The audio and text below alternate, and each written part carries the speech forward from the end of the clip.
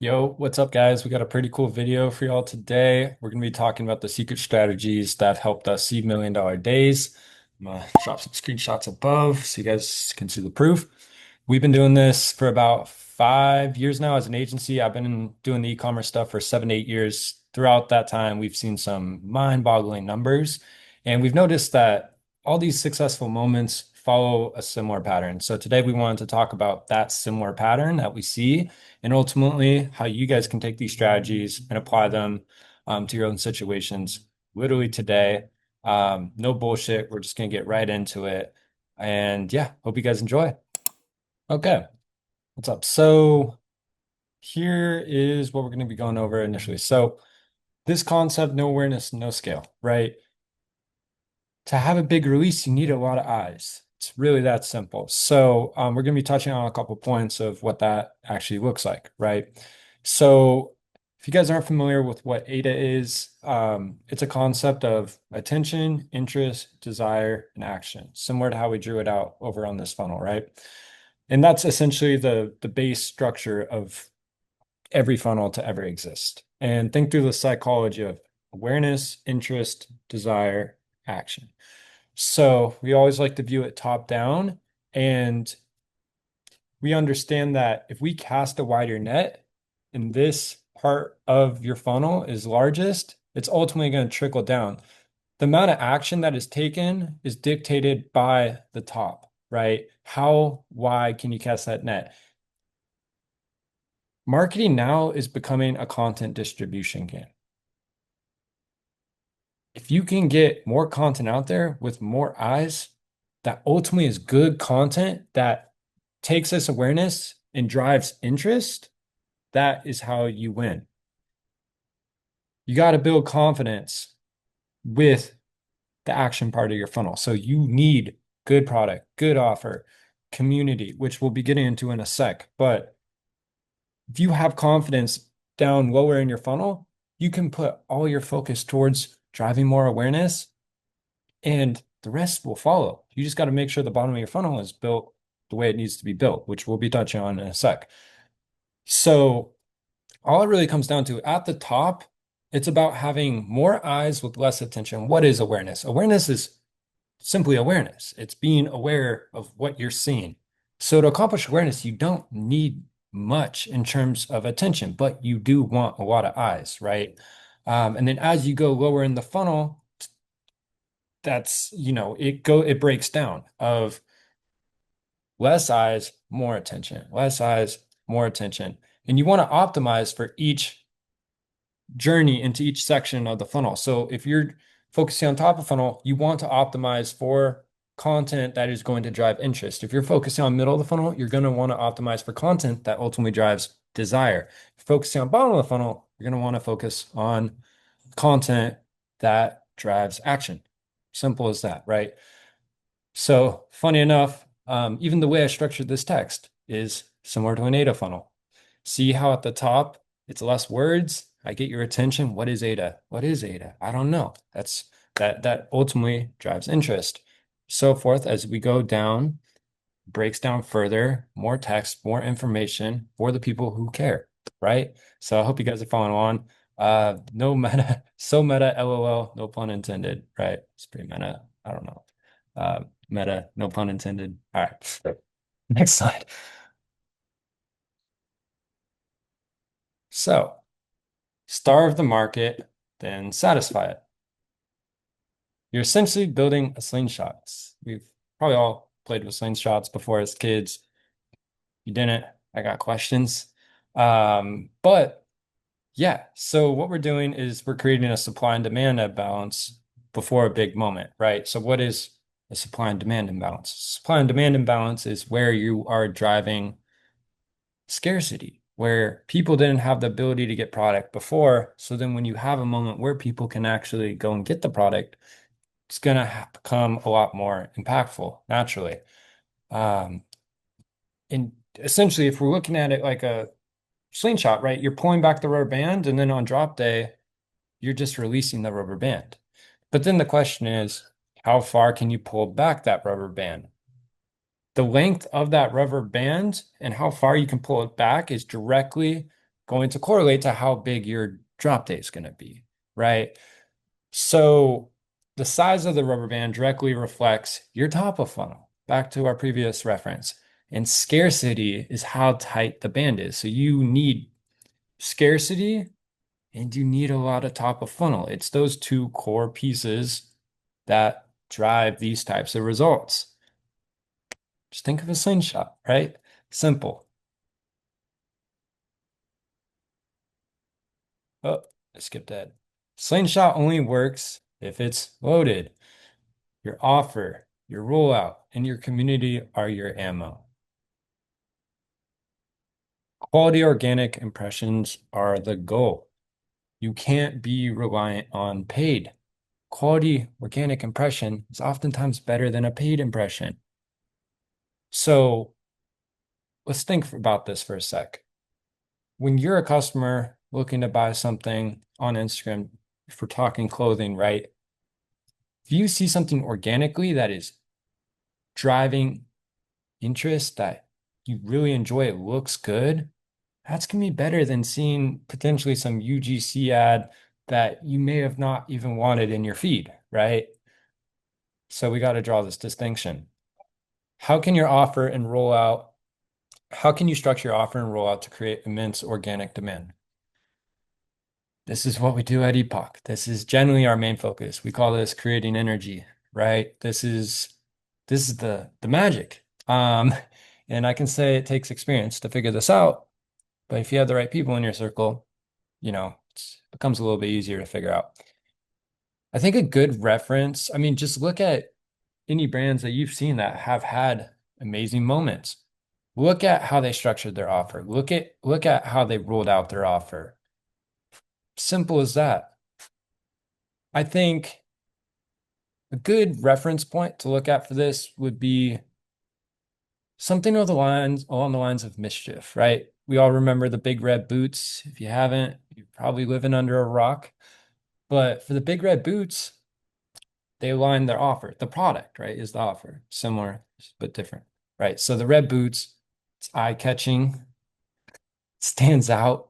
It's easier for the algorithm to pick up on it when tons of people are posting it. And think about how they rolled that out. Think about all the people that they got in those shoes that had huge social following. So when those people post it, you get all this awareness. So when they go lean into middle of funnel of points that are going to drive desire, they have a lot of audience to work with. So just look at Mischief's Instagram, scroll down, look at the red boot rollout. That'll paint a picture. Let's talk about community, right? Community is the answer. And without community, you have nothing. Because to get to these numbers, you have to have lifetime value with your customers. It can't be first-time customer acquisition to go do this type of day or drop, right? You need to have a track record with these customers of delivering good service, good product, and taking care of the people who are loyalists, who, you know, purchase the most from your brand, the highest LTV drivers. There's easy ways to pull data on LTV. Simple calculation. You can look at it in different cohorts of time. And this will show you ultimately how you can optimize to increase your LTV. You have to be aware of it to understand how to increase it, right?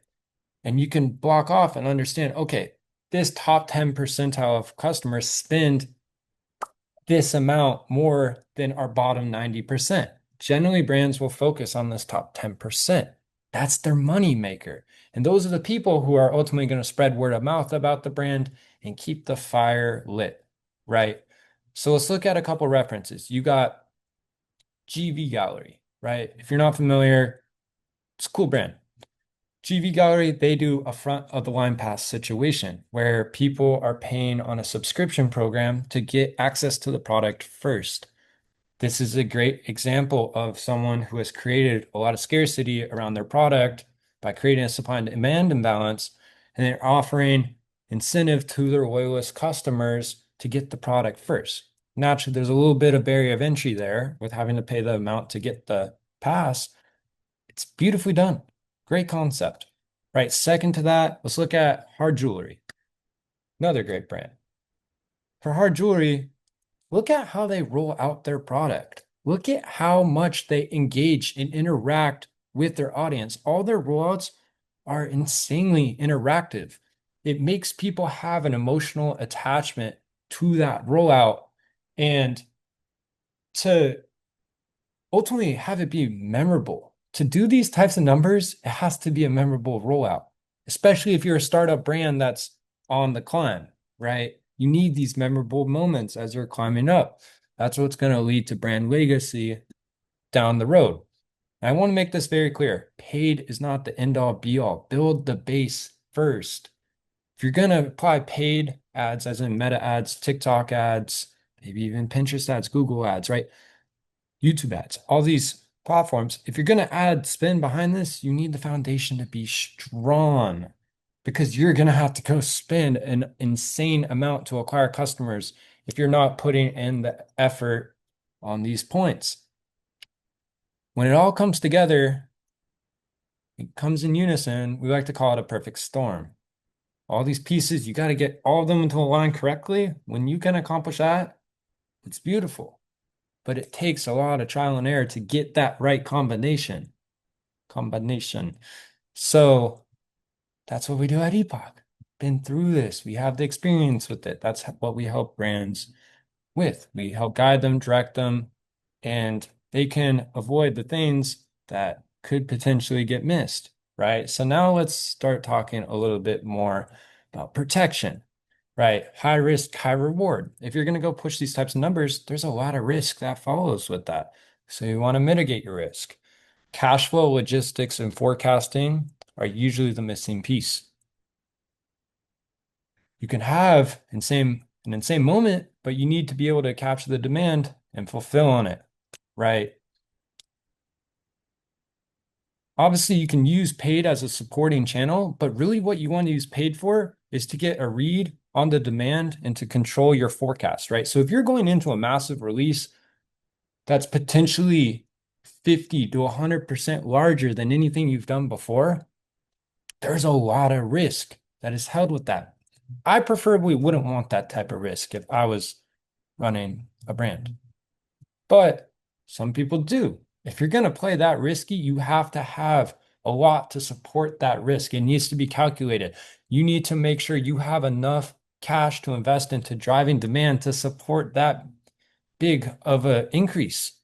So if you want to see 2 times revenue of what you've seen prior, you may have to spend 4 times more if you're solely relying on paid. Now, if you have organic, that allows for more flexibility. If you can get a read, if you're seeing good organic traction, you can put spin behind some retargeting efforts to kind of get a read on, okay, what is that organic traction actually looking like?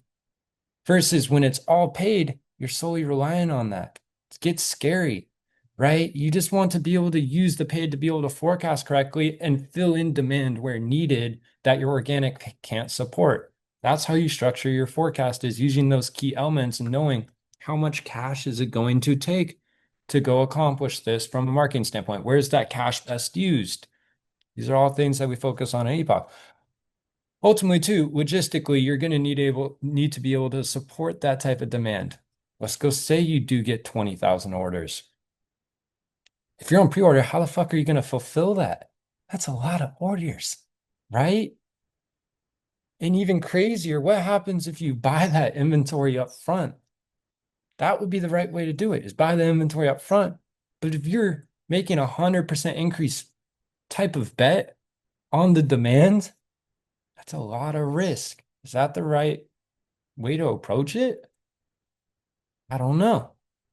I personally wouldn't, but it's worked for some people. To be able to accomplish that, you have to have so much confidence in your product, your offer, your angle, your community, your content distribution strategy that will ultimately grow your top of funnel, which will then trickle down. And I want to make a very clear point. Confidence over arrogance. Confidence will always win over arrogance. Arrogance is when you see problems happen. When people let ego get involved, and let's say someone thinks they can go see a 400% increase on what they've done prior at scale. Maybe because a couple of their friends said the product was good. Or maybe they just thought the product was good and didn't even have any feedback.